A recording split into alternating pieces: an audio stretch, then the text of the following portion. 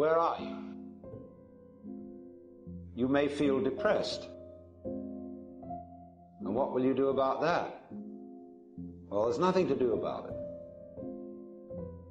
Because you would have discovered at this point that the depression, when it's there, is the you of the time. And if you try to get out of it by some sort of distraction, you won't really do anything except cover up the dirt with white paint. So if you feel let down, meaningless, somewhat depressed by this whole thing, and you see at the same time you can't do anything about it, what happens? Why, you're simply watching what's happening. You don't know what's going to happen next. And it isn't just watching something that is formally identified as a depressed state, because a lot of other things going on too. There's the world around you. There's your breath breathing still, your eyes looking still, your ears hearing still. All that's going on. And you don't know what to make of it anymore. You can't believe anything about it because you know that's all a hoax. So there's nothing left for you to do but watch it. And you have become inwardly rather quiet just because you're worn out. There's nothing to do. And you realize that all escapes lead back to the thing you were running away from. You can take a detour. Detours, but they always get shorter. And you get back to where you started.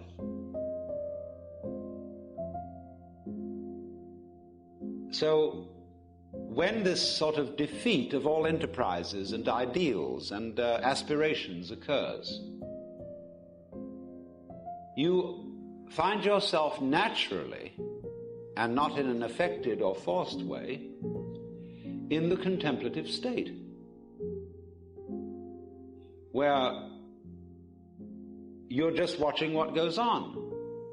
And even if you're automatically thinking about it, because you realize that those thoughts are futile so far as changing anything is concerned, you might as well try to sweep dust on the stairs with bamboo shadows. And so you watch your thoughts as if they were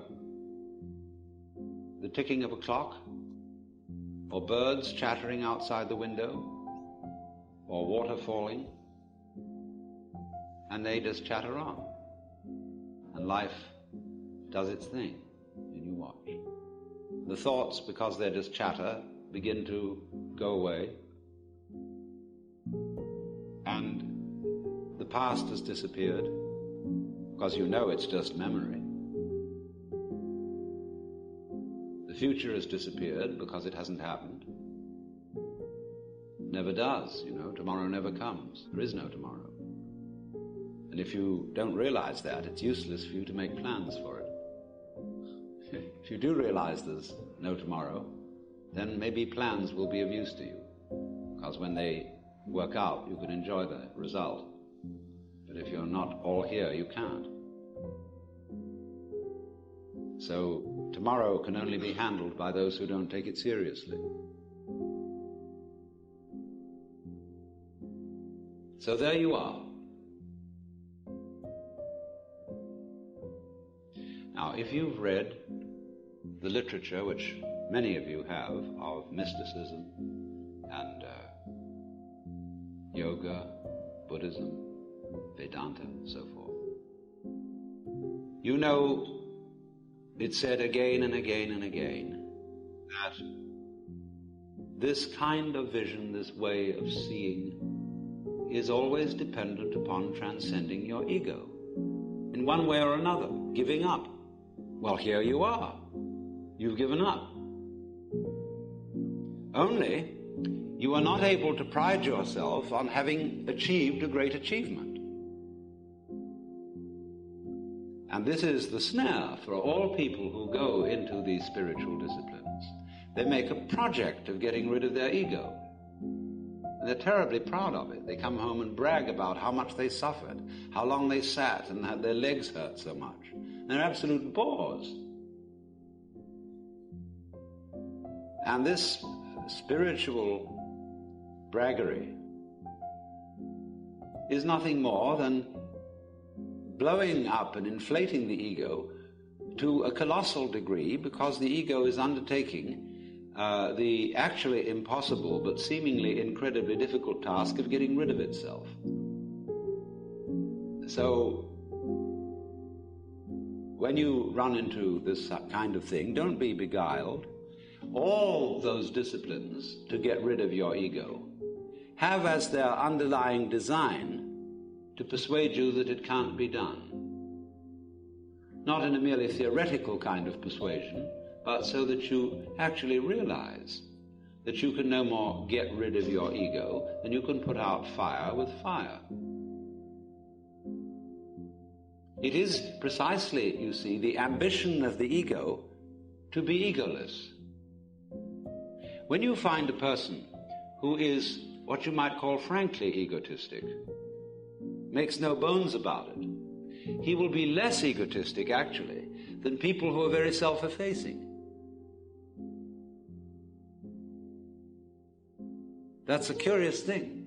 People, for example, who speak very frankly and tell the truth and come right out and say whether they like you or whether they don't, whether they want you around or whether they don't. And you say, well, can I stay overnight? And they say, sorry, but I'm tired and I don't want anybody around. You think, well, is that selfish? But that kind of selfishness is not really selfish, because with a person like that, you always know where you are. Nobody likes to impose on anyone else, and you can't impose on that kind of person. That makes for a very comfortable relationship. So you owe it to other people to be as egotistic as you are. Then they know where you stand. But if you come out full of love and full of good intentions and make promises to all kinds of people and say, oh, you'll do this, that, and the other for them, and then you forget about it, or you're too lazy, or you think you'd rather not, they've been relying on you for your promises, and then you let them down, simply because you weren't selfish when it was time to be selfish.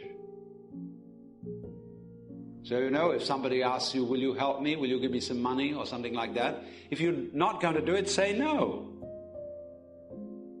And you shouldn't be ashamed of saying no, because if you're going to do no eventually, do it now. But if you say, well, I'll think it over, I'll go back and look at my bank balance, that means no, but I don't want to say so. And people are always fouling each other up that way.